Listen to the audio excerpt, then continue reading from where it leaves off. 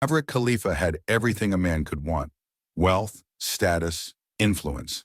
At just 35, he was the CEO of Khalifa Group, one of Nigeria's most powerful conglomerates. To the public, he was a visionary, a private genius who avoided the spotlight. But behind the towering glass of his Banana Island penthouse, Maverick hid a truth no one else knew. He couldn't touch women, not emotionally, not physically. Every time a woman came close, sometimes even stood beside him, his body betrayed him. His chest would tighten, hives would crawl across his skin, and his breathing would spiral out of control. A few times he had even collapsed. Doctors from Lagos, London, and Geneva had tried everything. He had taken pills, undergone allergy tests, even hypnosis therapy. Nothing worked. And yes, he tried love.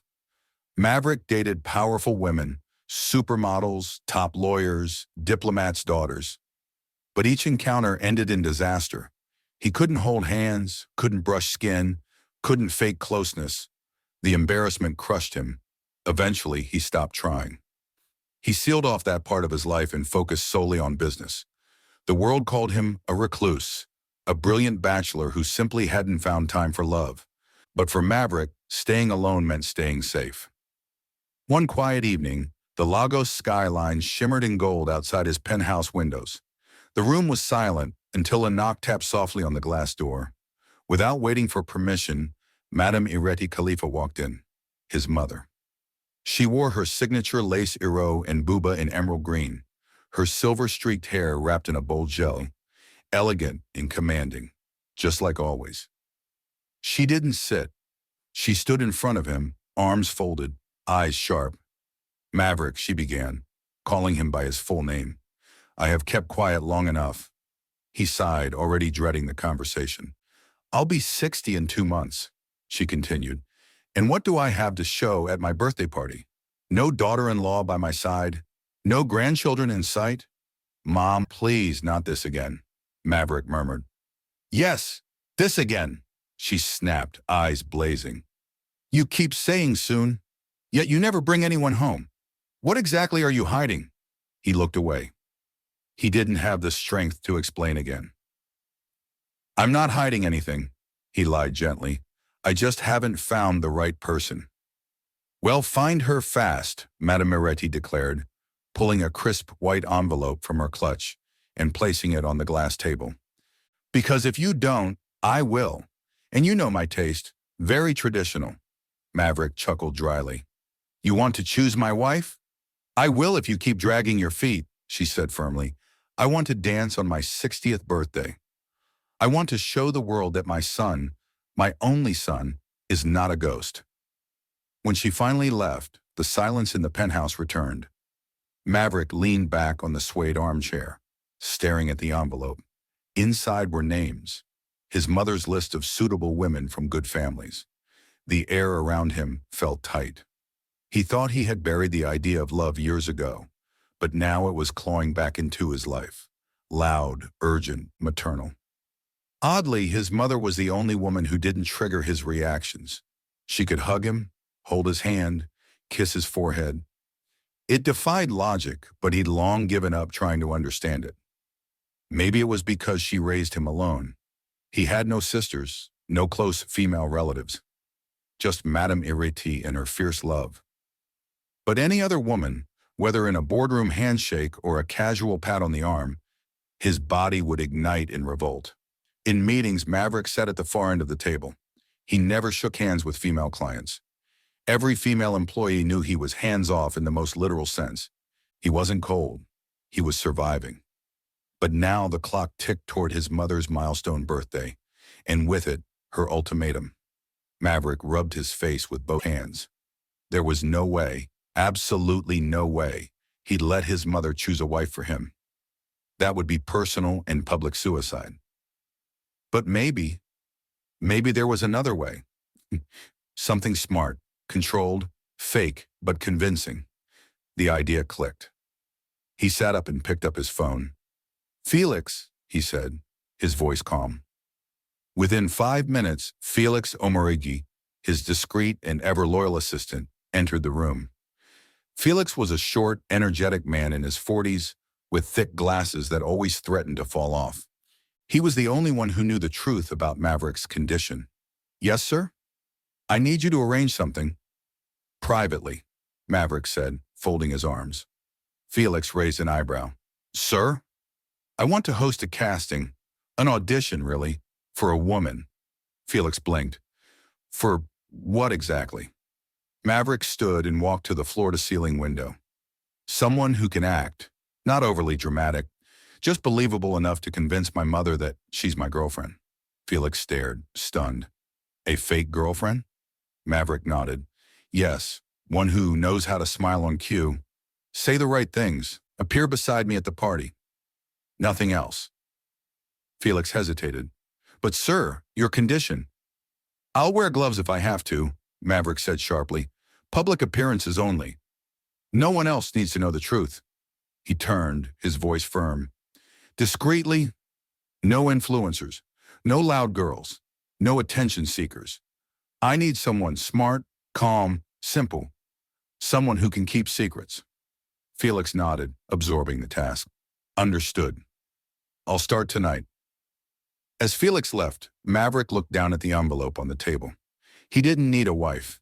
He needed a solution. An actress convincing enough to satisfy his mother's heart and the Lagos elite's prying eyes. He thought he had it all under control. What he didn't know was that, just a few floors beneath him, a woman named Ariana Idowo had already stepped into his life, a mop in hand, and she was about to change everything.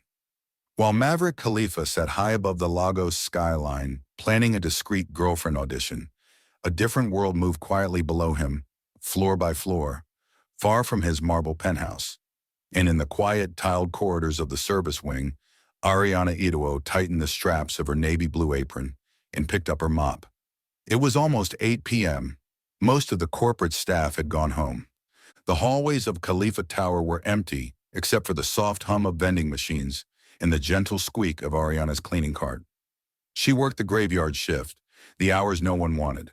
Lonely, quiet, and often thankless. But Ariana didn't complain. She couldn't afford to. Her mother had been bedridden for months. A slow, cruel illness had drained everything they owned. Money, joy, even the energy in their small apartment in Surulere. Ariana had become everything. Daughter, caretaker, provider. Once upon a time, she had dreams of working in media. She graduated top of her class in mass communication, her eyes filled with fire and ambition. But interviews led to rejection, internships led to dead ends. Eventually, dreams turned into bills. That's how she ended up pushing a mop through one of the most prestigious buildings in Lagos. And tonight, like every other night, she scrubbed the spotless floors with care. As she reached the elevator lobby of the executive wing, she hummed softly, a lullaby her mother used to sing back when her voice still held strength. She didn't notice the young staffers walking past until they laughed loudly behind her. One of the women, dressed in a fitted red dress, glanced at Ariana and quickly looked away. Ariana was used to it. To them, she was invisible. Her phone buzzed in her apron pocket. A text from her neighbor, Auntie Dupe. "Your mama de cough bad again tonight. I gave her the hot water. Hospital say money due by Friday." Ariana's fingers trembled slightly as she typed back a quick, "Thank you, I'll sort it." But Friday was just 4 days away, and she only had 18,000 naira saved. The hospital bill was nearly 5 times that. She took a deep breath. No tears. Not here. Not now. She dipped her mop back in the bucket and continued scrubbing. The floors still had to shine. A few days later, it was barely 6:30 a.m. The rain tapped gently on the glass panels of Khalifa Tower. Lagos outside was just beginning to stir, horns honking in the distance, Danfos navigating puddles, office workers slowly filling the streets. But inside the gleaming building, Ariana was already mopping. She always started early, before the suits and heels arrived, before her efforts were trampled under polished shoes and designer perfumes. Today she was nearly done. The last space left was the grand marble entrance, just beneath the revolving doors. She filled her bucket one final time and moved with smooth strokes, wiping each section with the precision of someone who had mastered invisible labor. But she didn't notice the small puddle forming beneath a crooked, "Caution wet floor" sign tilted uselessly near the glass. Outside, Maverick Khalifa was already on the premises. He had left his Banana Island residence earlier than usual, trying to escape the restless thoughts from the night before. The plan, the fake girlfriend, the casting, the weight of his mother's expectations, it all churned inside him. As the early morning rain intensified, he stepped out from his car under the building's awning and moved quickly toward the doors. Then it happened. His shoe hit the puddle. His balance gave way. His body tilted backward. And just before his head met the floor, a pair of hands caught him. Small hands, firm grip, warm skin. For a fraction of a second, time froze. Her skin touched his, bare. No gloves, no buffer. Just palm to arm. Maverick's eyes widened in panic. He waited for it, the sting, the rash, the dizziness. But nothing. No heat, no rash, no suffocating chest. Just her grip and the startling calm that came with it. He turned his gaze to the person who had steadied him. Ariana Idowo. She looked down, realizing who she had caught, and her eyes grew wide in horror. "I'm so sorry, sir," she said quickly, stepping away. "I didn't see you coming." She grabbed her mop without waiting for a reply and walked off, head bowed in embarrassment, while Maverick stood rooted to the spot. The sliding doors opened behind him, but he didn't move. He stared at the spot on his arm where she had touched him. Still nothing. Still calm. It had been over a decade since a woman touched him without triggering an episode, and that woman this time was a janitor with weary eyes and a quiet grace. He couldn't stop thinking about her. That same day, Maverick called Felix. "There was a woman in the lobby this morning. A cleaner. She helped me," he said. Felix raised an eyebrow. "Sir?" "Find out her name, quietly. Don't speak to her. Don't let her know." 24 hours later, Felix returned with the file. Her name is Ariana Idowo, age 25, graduated top of her class in mass communication. Applied for over 50 media jobs, no luck. Took a janitorial position here to support her sick mother. Maverick stared at the paper. She wasn't just a cleaner. She had ambition, intelligence, depth, and now a name, Ariana. 2 days later, the casting was underway. Felix had handpicked elegant, media-savvy women who could convincingly play Maverick Khalifa's fake girlfriend.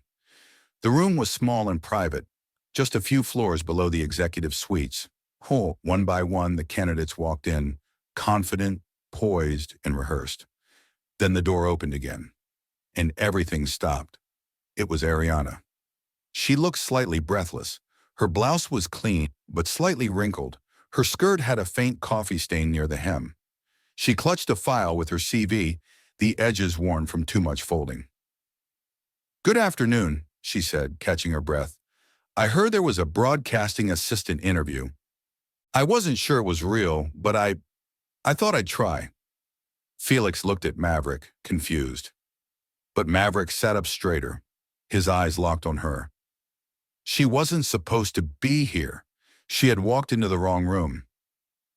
But he wasn't going to let her walk out. "Please sit," he said, gesturing gently. Ariana obeyed, unaware that this was not a media job interview at all. She had no idea she had just stepped into something much more complicated. And Maverick? He already knew.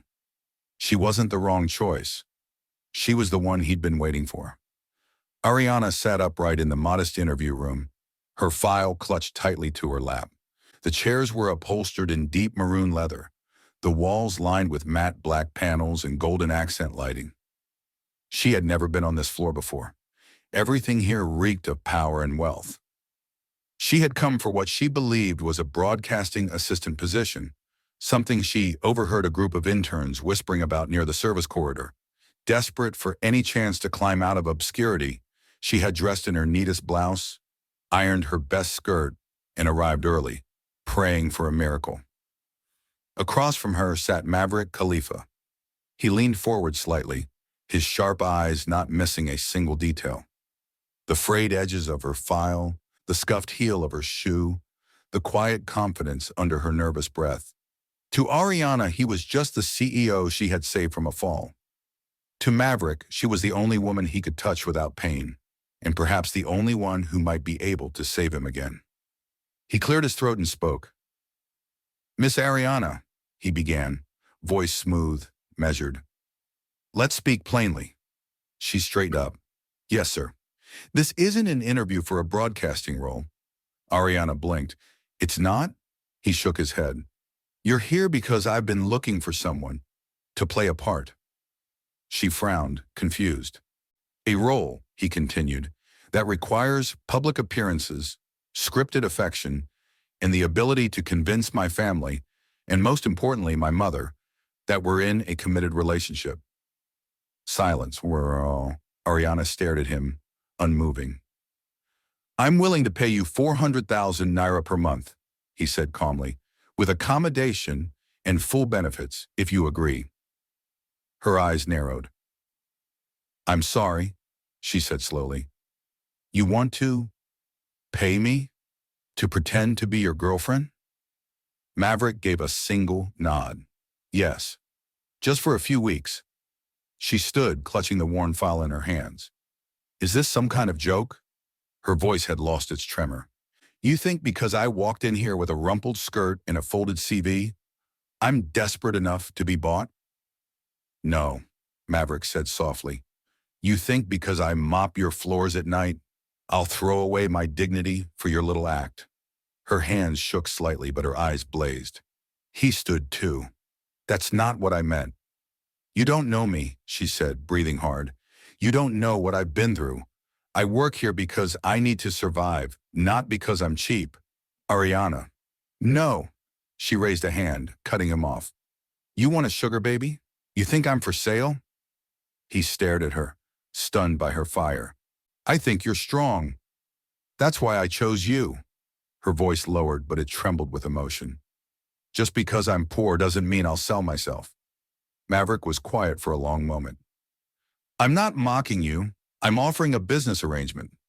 You walked in here and I thought, maybe you could handle this." "Because I'm poor," she whispered. He wanted to explain. He wanted to tell her everything. His condition, his fears, the fact that she was the first person who had ever touched him without consequence. But instead, he stood frozen. It felt too raw, too personal, too soon. Ariana's eyes shimmered, but she didn't cry. She gave him one last look, wounded, proud, and walked out without a word. Maverick sank back into his seat, rubbing his temples.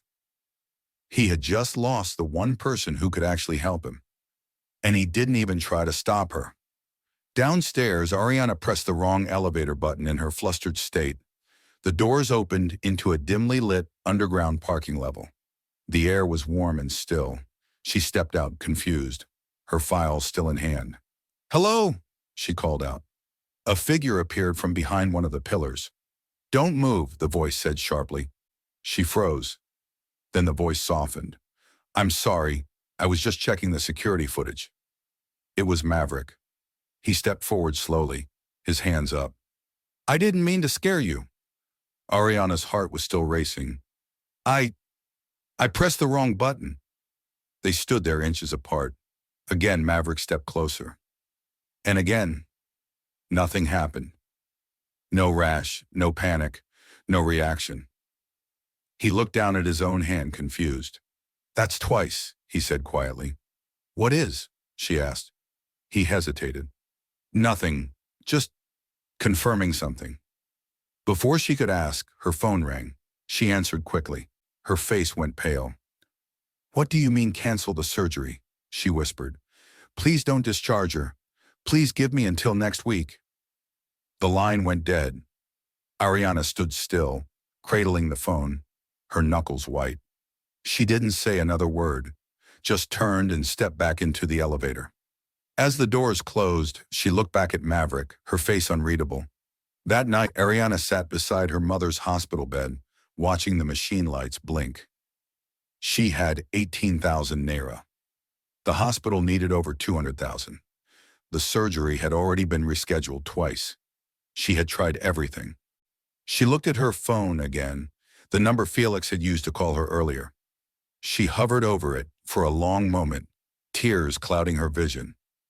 Then she whispered to herself, just for a few weeks, not forever. And she pressed call in. Morning broke over Lagos with a soft gray sky and distant rumble of thunder. Ariana hadn't slept all night. She had spent every second beside her mother's hospital bed, listening to her shallow breaths, watching the beeping heart monitor with quiet dread. The nurses had already warned her. If the payment didn't arrive today, the surgery would be postponed again, and that delay could cost her everything. She knew what she had to do. So, just after sunrise, Ariana ironed her best blouse, faded but clean, and tied her hair into a tight bun. She didn't eat. She couldn't. Her stomach churned with anxiety, uncertainty, and something that felt like quiet resolve. By 8:30 a.m., she was back inside the glassy walls of Khalifa Tower. Felix led her wordlessly into Maverick's office. She stood at the entrance for a moment, her shoulders tense, eyes locked on the man who sat behind the massive desk. Maverick looked up, almost startled, but not surprised. She stepped forward, voice quiet but clear. "I'll do it." He rose slowly. "Are you sure?" "Just for 1 month," she said flatly. "That's it." He nodded once. "Understood." With no hesitation, he reached into the drawer of his desk and pulled out a heavy black binder, thick, organized, and labeled with clinical precision. He handed it to her. Ariana looked down at it as if it were a time bomb. "What is this?" "My manual," Maverick said without blinking. "Everything you need to know. My daily routine, my public habits, my allergies, and the rules of our arrangement." She opened it cautiously. Page 1. Rule 1, avoid unnecessary physical touch unless in front of others. Rule 2, never enter my bedroom without knocking. Rule 3, no unapproved guests allowed. Rule 4, always appear affectionate in front of my mother. There are more, he added, sipping his espresso, but those are the essentials. You'll need to memorize most of it. Ariana raised an eyebrow. "You really don't like people, do you?" He shrugged slightly. "I like structure. It keeps things predictable." She closed the binder. "So let me be clear. This is a performance, a role. I smile, nod, hold your hand if necessary, and at the end of the month, we go our separate ways." "That's correct," he said. She hesitated. "No intimacy?" "No physical intimacy," he replied firmly. "No emotional confusion. This is strictly business." Oddly, those words brought her peace. She had feared something more exploitative. But this she could handle. "Good," she said softly. "I don't believe in fairy tales either." A faint smirk tugged at the corner of Maverick's lips. "Then we understand each other." At that moment, they weren't a billionaire and a cleaner. They were two people making a deal, one of survival, strategy, and mutual boundaries. And so the lines were drawn. That afternoon, Ariana arrived at Maverick's Banana Island mansion with just a single worn-out handbag. Everything she owned fit inside it: 2 pairs of shoes, 3 skirts, some second-hand books, and a charger wrapped with tape. The black security gate creaked open as the guards let her in. For a moment, she stood in awe. The mansion was a thing of silent power. Wide marble steps, massive bay windows, polished floors that gleamed like glass.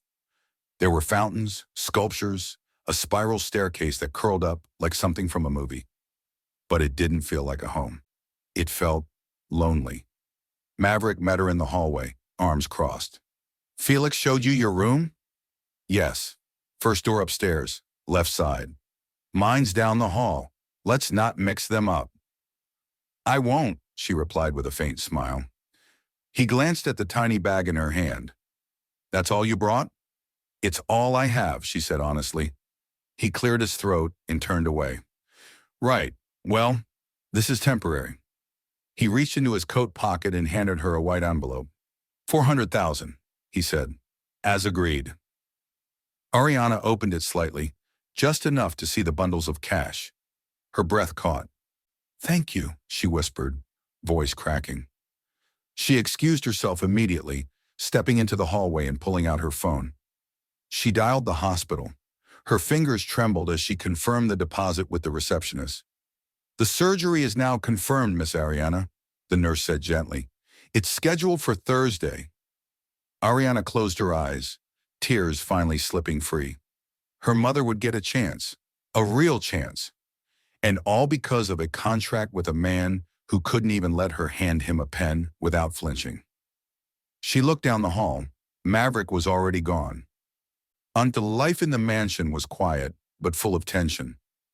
Maverick kept his distance like his life depended on it. He avoided sitting beside her on the couch.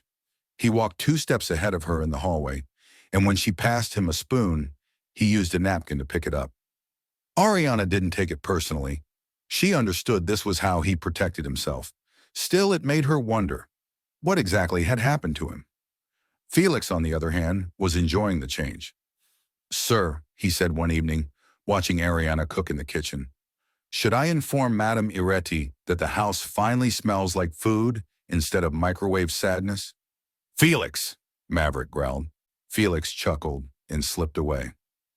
But it was true. Ariana was changing the mansion in small, unspoken ways. She cooked with heart, okra soup, jollof rice, pepper fish. She checked on the staff, folded blankets, reminded the housekeeper to rest. She watered the flowers no one ever touched. And one night, Maverick came downstairs and saw her sitting with Madame Iretti on the veranda, gently fanning the older woman and humming something soft. They didn't know he was watching.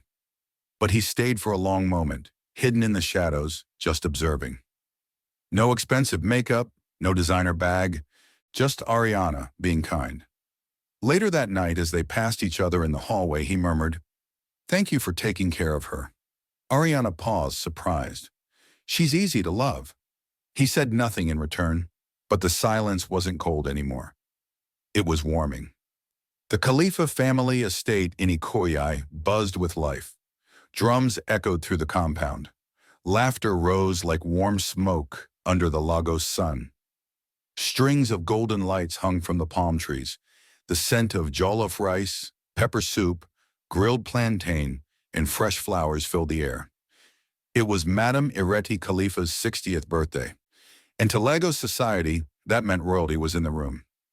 From senators to CEOs, society women in elaborate gels, to pastors in white agbadas, the elite of the elite had come to celebrate the woman behind Maverick, the matriarch, the icon, the mother.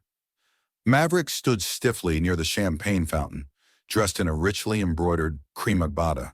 His cap sat perfectly on his head, but everything about his body language screamed discomfort. He hated crowds. He hated noise. But most of all, he hated pretending. Beside him stood Ariana.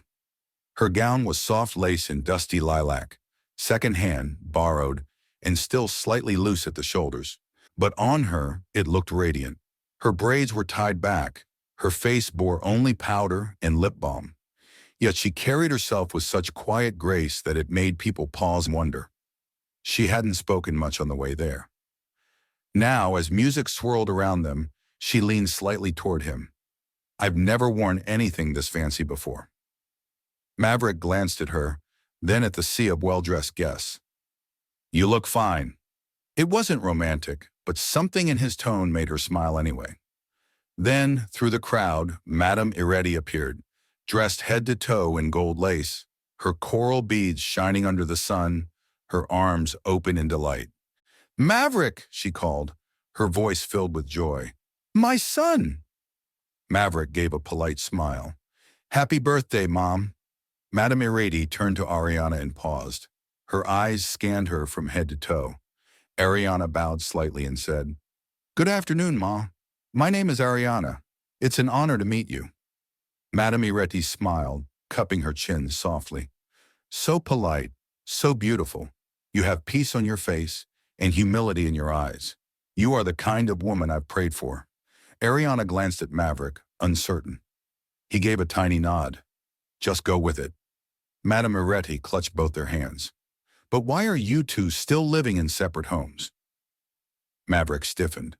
"Mom!" You must move in together immediately, she said, waving off his protest. You're not children. You are adults. It's time to start building. He opened his mouth to reply, but she wasn't done. In fact, we should start planning the wedding. Ariana froze. Maverick coughed. Can we maybe take things one step at a time? Madame Iretti raised a brow. Fine, but at least get engaged. Let me bless the union before my knees start aching too much. A small group of guests, overhearing the exchange, began to clap and cheer. Ariana looked at Maverick. He was quiet for a beat. Then he turned to his mother. We're planning to get engaged very soon, he said. Madame Iretti's face lit up.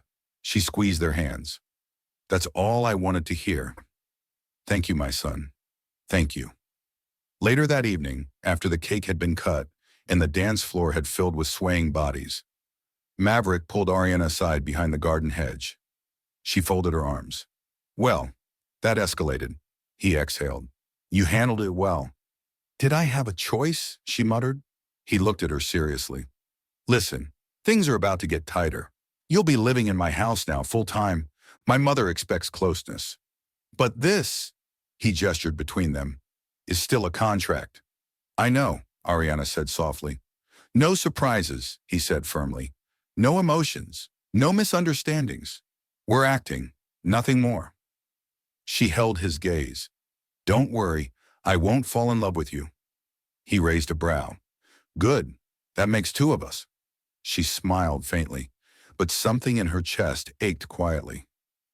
The following morning, Ariana moved into the mansion for good. She brought just one bag filled with the same belongings as before. No fancy shoes, no designer perfumes, just the bare essentials and a quietly beating heart. A housekeeper helped her settle into the guest suite. It was larger than her entire apartment in Surulere. The floors gleamed. The wardrobe was walk-in. The bathroom had marble tiles and scented soaps. But it still didn't feel like home. Maverick kept his distance, always 2 steps ahead, always behind glass walls of routine.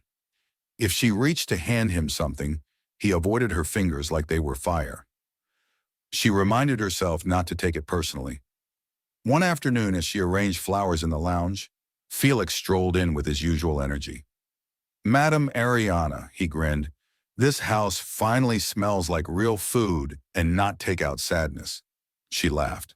Let me go tell Madame Iretti to thank you before she writes a sermon about it. Felix disappeared again, humming a gospel song as he walked off. But Maverick saw it all from the upstairs landing. Ariana standing by the window, the sunlight casting soft shadows on her face. No fuss, no spotlight. Just her making his house feel different. That night, as she passed him in the hallway, he said quietly, "Thank you for taking care of my mother." Ariana looked up. "She's easy to love." He didn't reply. But the air between them felt less scripted. They built were, slowly, quietly, starting to crack.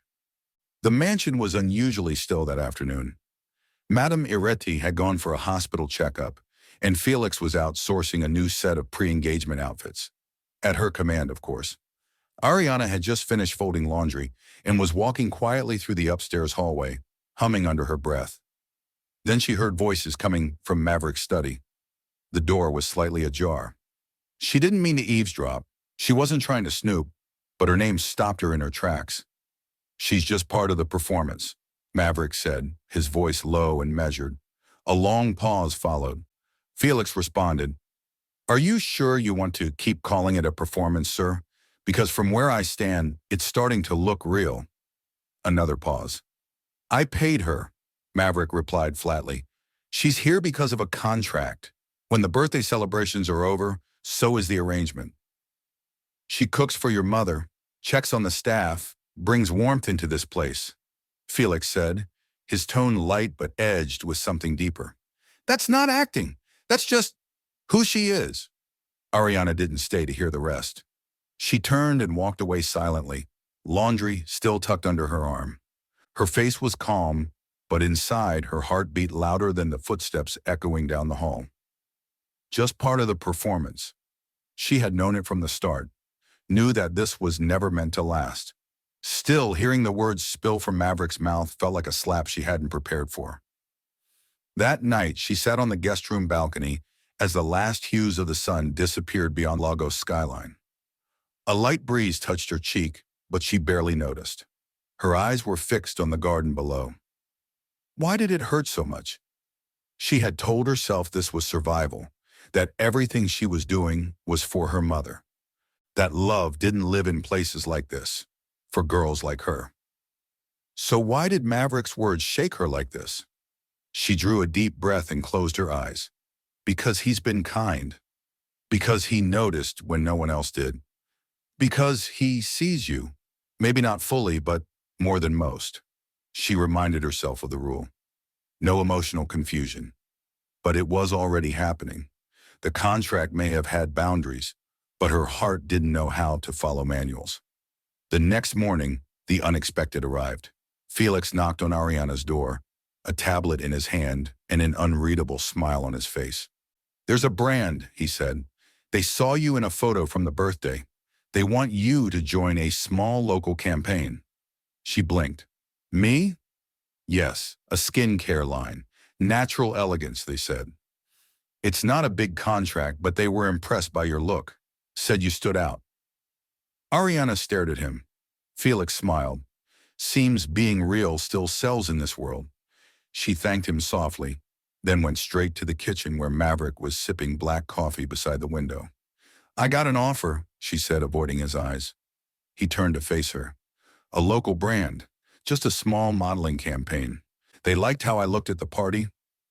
He said nothing at first. Then, "That's good. I'll still keep to the contract," she added quickly. "It won't interfere with anything." "I didn't say it would," he replied, his voice sharper than intended. She looked at him. "Are you okay?" He gave a strained smile. "Of course." But later that night, Maverick found himself scrolling through photos from the party. He paused at one that captured her perfectly. Ariana standing beside him, soft light on her face, eyes lowered, smile subtle but real. His chest tightened. He had never cared when his exes were admired, never bothered with who followed them online or who stared at them at events. But the thought of someone else noticing Ariana, touching her, wanting her, made something twist in his gut. He shut the tablet and leaned back, eyes closed. "It's just a contract," he reminded himself. But the line between performance and reality was starting to blur. Just 2 days later, Madame Iretti made an announcement at dinner. "If you two are not bringing me wedding invitations soon, at least give me pre-wedding pictures. Something real to hang in my house." Maverick dropped his fork. "Mom, I've already booked a photographer," she continued cheerfully. "Don't argue, we're shooting this weekend." And so, without further protest, Maverick and Ariana found themselves standing in front of a flower-covered backdrop in a private Ikoyi studio, dressed like they were weeks away from vows. Ariana wore a soft blue gown picked by Madame Iretti. It hugged her waist and floated gently around her ankles. Her makeup was light, her braids pinned back with silver clips. Maverick wore a cream agbada, tailored and pristine. The photographer clapped his hands. "All right, let's start with the classic pose. Mr. Khalifa, please hold your fiancé's waist." Maverick hesitated. Ariana whispered, "It's okay, just for the picture." He reached out, cautiously, and rested his hand on her waist. No reaction. No rash, no heat, just calm. "Perfect," the photographer beamed. "Now look into each other's eyes." They turned toward one another, and something passed between them. Not scripted, not forced, real. "Now lean in," the photographer said.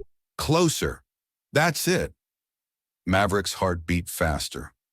Then the photographer added, "Let's finish with a gentle kiss on the forehead." He blinked. Ariana nodded slightly. "It's fine. I don't mind." He leaned forward and kissed her gently, briefly. His pulse steadied. His hands didn't shake. Then came the final request, and a soft kiss on the lips.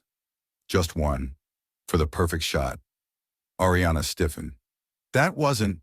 I'll be quick, Maverick said, barely above a whisper. And before she could overthink it, he kissed her. Not deeply, not theatrically, but tenderly, honestly. And in that moment, the contract cracked wide open. The camera had stopped clicking. The photographer had stepped back, satisfied. The assistants had already begun folding the flower backdrop. But Ariana and Maverick stood frozen. Neither moved. Neither spoke. Ariana slowly reached up and touched her lips, as if unsure of what had just happened. Maverick was still staring at her, not with his usual composed, distant gaze, but with something softer. Focused. Present. The kiss had been brief, measured. But something had shifted in its wake. Not just for her, for him too. I need some air, Ariana mumbled. She stepped out of the studio, the soft hem of her dress brushing the marble floors. Maverick didn't follow.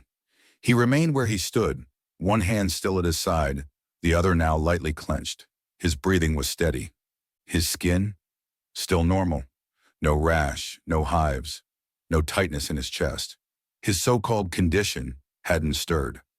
For the second time now, first with her hand, now with her kiss, his body had done nothing but welcome her. And that scared him more than anything. They didn't talk about it the next day, or the one after. The kiss hovered like fog between them, too thick to ignore, too delicate to mention. Ariana went about her duties with the same gentle diligence, making breakfast, checking on Madame Iretti, helping the housekeeper organize her medications. Maverick buried himself in work, hosting meetings in his study, answering calls from Singapore and Dubai, avoiding the kitchen altogether. But the silence wasn't just polite. It was loaded. At night, they passed each other in the hallway like shadows. Her eyes would flick toward him. His jaw would tighten slightly. But neither said a word.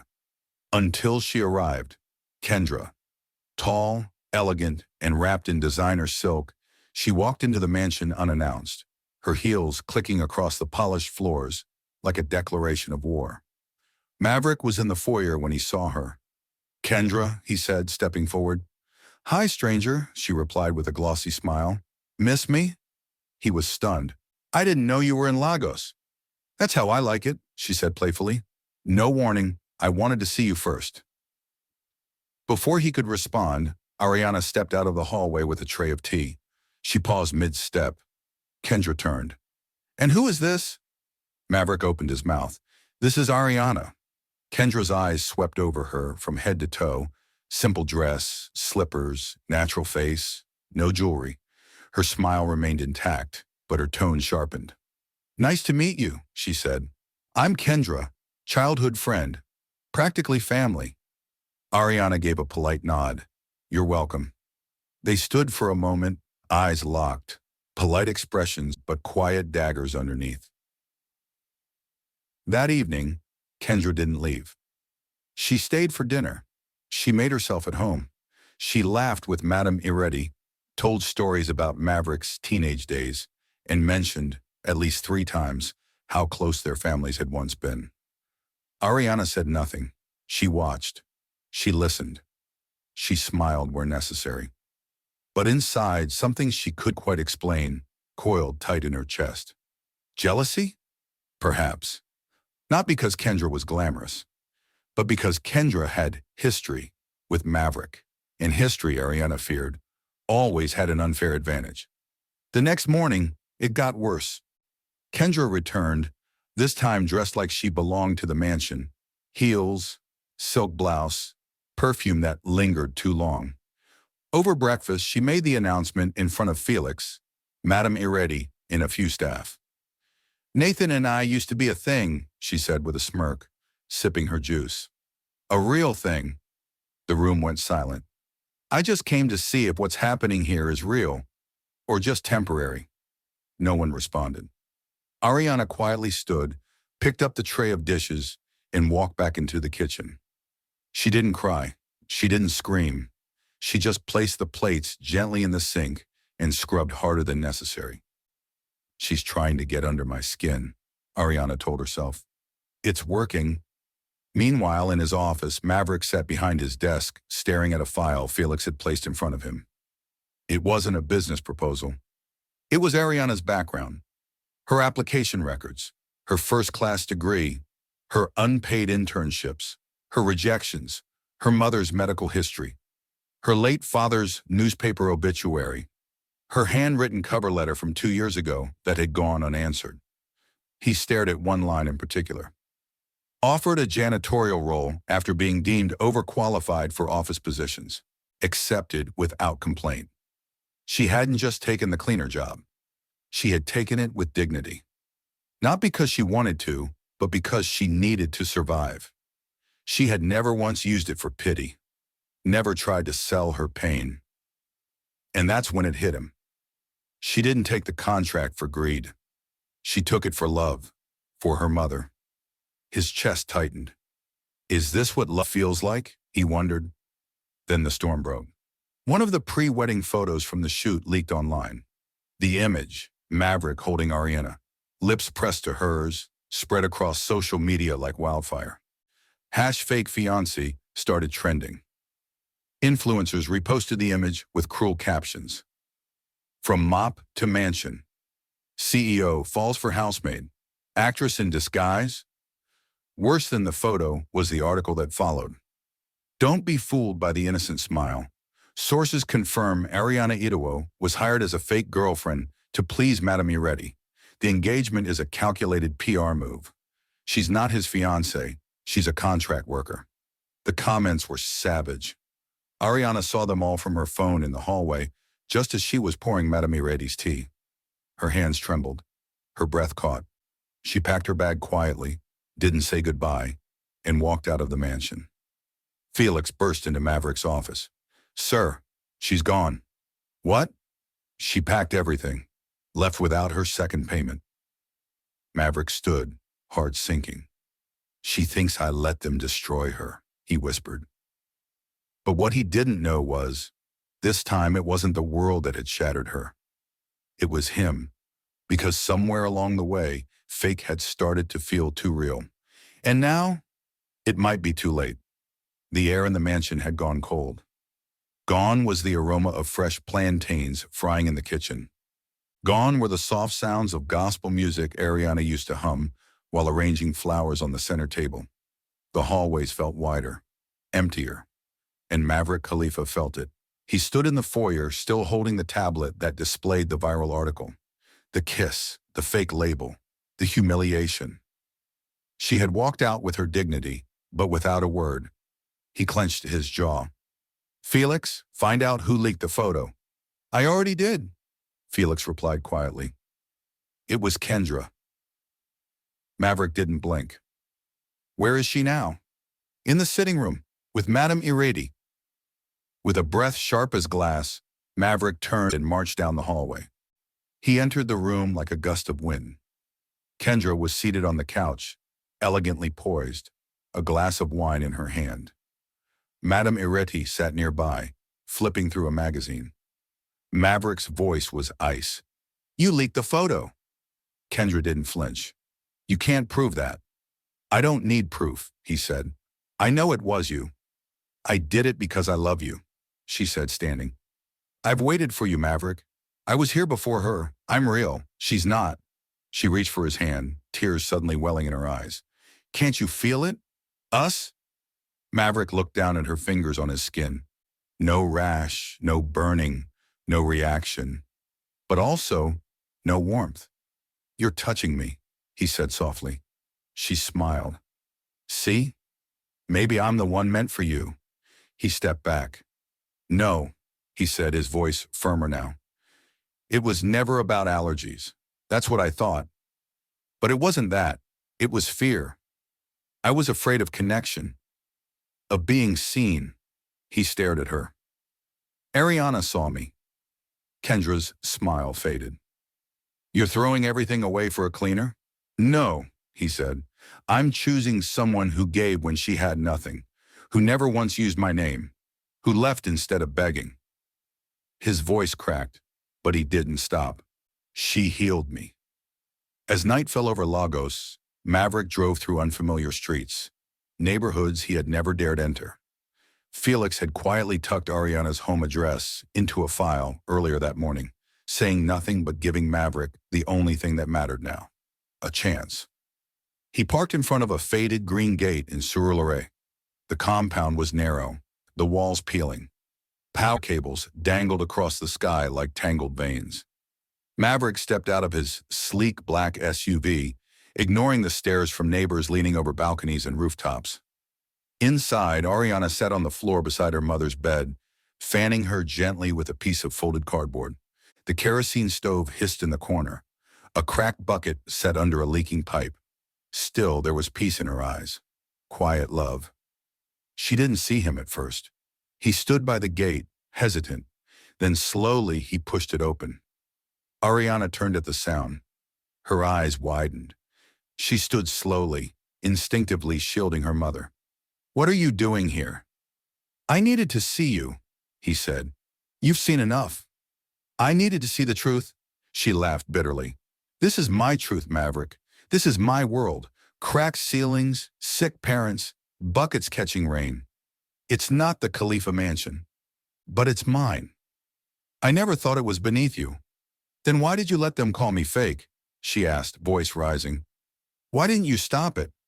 "I didn't know how," he whispered, "but I do now." He took a step closer. Her mother stirred but remained asleep. A neighbor poked her head out the window holding a phone, filming. Maverick didn't care. "I didn't fall in love with your clothes or your CV or your silence," he said. "I fell in love with you." Ariana blinked. "What?" "I fell in love with the woman who made my house a home, who prayed for my mother, who caught me, twice. First when I slipped, then when I was falling apart." His voice rose now, louder. "For years I thought I couldn't love. I thought my body rejected affection. But it wasn't an illness. It was loneliness. It was fear. And you healed that."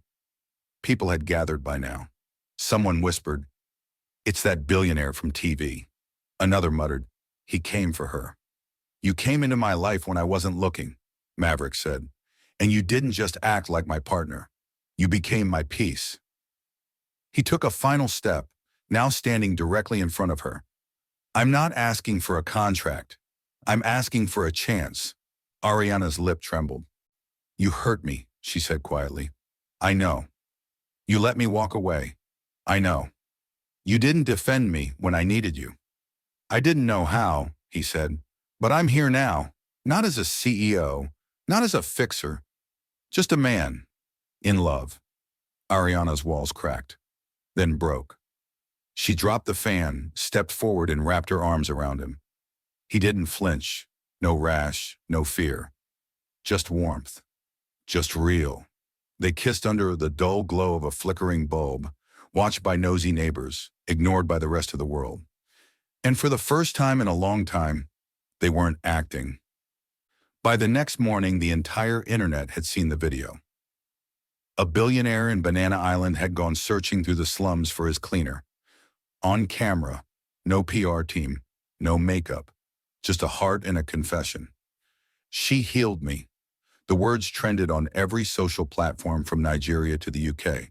Now #she healed, me #real love in Lagos, #billionaire begged her back. Ariana didn't have a publicist or a stylist, but by noon major media houses were reaching out. Headlines blazed across news tickers. CEO of Khalifa Group seen confessing his love in Surulere slum. Is this the Nigerian Cinderella? From contract to commitment, Maverick Khalifa breaks silence, chooses love. Back at the mansion, it was no longer awkward silence and cold floors. Instead, warmth pulsed through the air. Staff smiled when Ariana walked past. Madame Ireti hummed praise songs louder than usual. Ariana arrived that afternoon in a lilac dress that shimmered in the sun. Her posture was different, taller. Not because she had something to prove, but because she finally knew what she was worth. She stood at the entrance. The door opened, and Madame Ireti, in a golden head wrap and house slippers, pulled her into the warmest embrace Ariana had ever known. "My daughter," she whispered, voice trembling. Welcome home. Ariana choked back tears. Are you sure? Madame Iretti touched her cheek. You were my choice before even I realized it. My spirit chose you. They sat together in the living room, fingers intertwined like women who had spent a lifetime learning to understand each other. You're not just good for him, Madame Iretti said with a knowing smile. You are the only thing that's ever been real around him. Ariana didn't know how to respond, so she just nodded and exhaled. That evening, Maverick stepped into the garden behind the mansion. The golden hour sun soaked the lawn in soft light. Ariana stood by the edge of the flower beds, her arms crossed, watching the petals sway. He walked up behind her, slow and deliberate. No rush, no tension. Just a man choosing vulnerability. So, he said quietly, Mama gave her blessing? She did. They stood for a moment in silence. Then Maverick reached into his pocket and pulled out a small velvet box. But he didn't kneel yet. He held it between them. Ariana, he began, you came into my life like an accident. She laughed softly. You mean when I nearly sent you flying on wet marble? He smiled. Yes, and you also caught me, in every way. Then finally he dropped to one knee. No cameras, no PR team, no contract, he said. Just me, asking one simple question. He opened the box. Inside, a silver band glistened, modest, elegant, timeless. Do you want to turn fake into forever? Ariana's throat tightened. She nodded, once, twice, then whispered, yes. He slid the ring onto her finger. They kissed under the soft Lagos sky. No audience, no pressure. Just peace. The wedding came 2 months later. Not a massive society event. Not a flashy display for headlines. But an intimate garden celebration behind the mansion. Guests sat beneath silk canopies and strings of glowing fairy lights. Ivory roses lined the aisle. Gospel music floated on the breeze. Ariana walked down that aisle in a lace gown that shimmered like the promise of dawn. Her steps were sure. Her eyes never left his. Maverick stood in a light gray suit, his expression calm, but his eyes said everything. When she reached him, they didn't need a pastor's full introduction. They already knew why they were there. I never thought I'd make it here, she whispered. Maverick took her hands. You were always meant to. They exchanged vows they had written themselves, not from paper, but from experience. Vows about survival. Vows about second chances. Vows about loving someone, not for their polish, but for their truth. And when they kissed, it wasn't just the guests who clapped. Even the sky, it seemed, exhaled. Later that night, as the reception danced on, jollof rice, soft drinks, toasts, and happy noise, Ariana stepped away for a moment. She stood near the edge of the garden, under the soft swing of fairy lights. She looked back at the celebration, at Maverick laughing with Madame Iretti, at Felix dancing awkwardly to a love ballad. And she smiled. She thought about the girl who used to cry silently outside a hospital ward, the girl who folded her CV too tightly and mopped executive floors without being seen. That girl still lived inside her. But now she was safe. Now she was loved. And now she would never be invisible again. 3 months after the wedding, the mansion no longer felt like a museum. Gone were the cold silences and careful footsteps. Now it echoed with warmth. Aromas of fresh soup wafted from the kitchen. Madame Iretti's radio played gospel hymns in the mornings, and Felix could often be heard laughing too loudly during lunchtime. And in the heart of it all, Ariana. But she hadn't forgotten who she was. Each morning she still made her bed herself, still checked the locks before bed, still kept her mother's old rosary tucked under her pillow. It was Sonora Maverick would wake up, roll over slowly, and find her already seated by the window, book in hand, hair loose, sunlight playing across her face. I thought you married me to sleep late, he would tease. And I thought you'd finally stop working on Saturdays, she'd reply. But they'd smile at each other, no bitterness. just understanding. Because theirs was not a love built on fantasy. It had been forged through rejection, resilience, and everything in between. Outside the comfort of their home, life moved forward too. Ariana launched the Hope Center, a small but vibrant space in Surulere dedicated to helping young women who had once been invisible like she was. It wasn't glamorous. The paint sometimes peeled. The fans didn't always work. But every week, dozens of girls came, former cleaners, school dropouts, struggling mothers, and left with dignity. They learned how to create CVs, sew uniforms, bake simple pastries, speak confidently. Ariana would often stand before them in simple jeans and a cotton blouse saying, "Don't wait for someone to hand you a seat at their table. Build your own table and invite others to sit." Maverick had funded the initial project, but she insisted on running it herself. He didn't interfere, only watched from a distance, amazed by how a woman with so little could give so much. And on some days, he'd surprise her there, dressed in casual linen, sleeves rolled, handing out snacks with Felix, or just sweeping quietly in the background. No cameras, no fanfare. Just two people trying to change small corners of the world together. At home, her mother's health improved significantly. With access to better care and regular medication, she started walking again, humming old lullabies around the compound. Madame Irati and Ariana's mother became inseparable, arguing over soup recipes, fighting over who loved Ariana more, and bonding over shared aches and years of womanhood. The staff began calling them the two queens. Felix joked that he needed a vacation from both of them. And Ariana? She finally had what she once thought impossible: peace. One Sunday morning, as soft rain fell against the glass windows, Ariana came downstairs, holding something small in her hand. Maverick stood in the kitchen, clumsily trying to boil eggs. Again. She placed the item gently on the counter beside him. He turned. "What's this?" She didn't say a word. He looked down. A pregnancy test. 2 clear lines. For a moment, he froze. Then he looked at her. Then back at the test. Then, laughter. The deepest, happiest, most disbelieving laugh she'd ever heard from him. He scooped her into his arms, spinning once. In the hallway, Madame Ireti's voice rang out. "I knew it! I said it! That's why her eyes were glowing last night." She burst into the kitchen seconds later, wrapper barely tied, dancing in circles.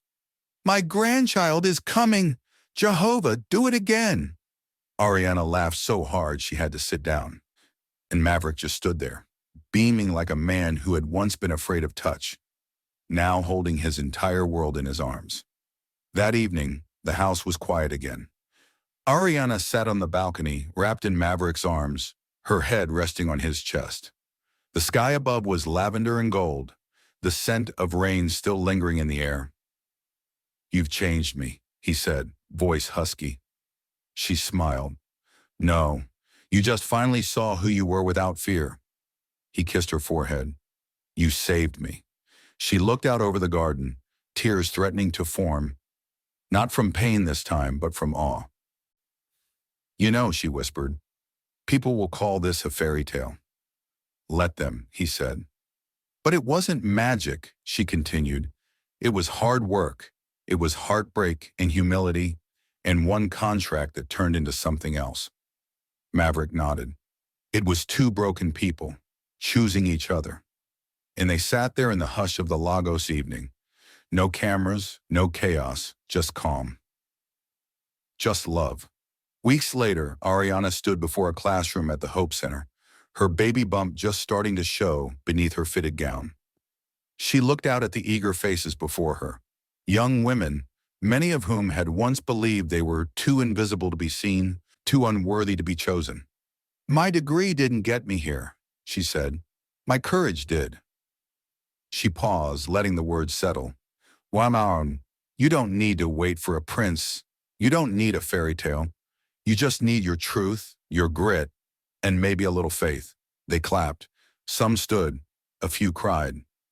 Maverick watched from the back of the room, arms crossed, eyes glistening. He wasn't just proud of her, he was still in awe of her. Because Ariana Idowo hadn't just walked into his life with a mop and a folded CV. She had swept away every fear he once clung to. And in return, he gave her what she deserved all along. A love that saw her, a home that held her, a legacy born not out of performance, but truth.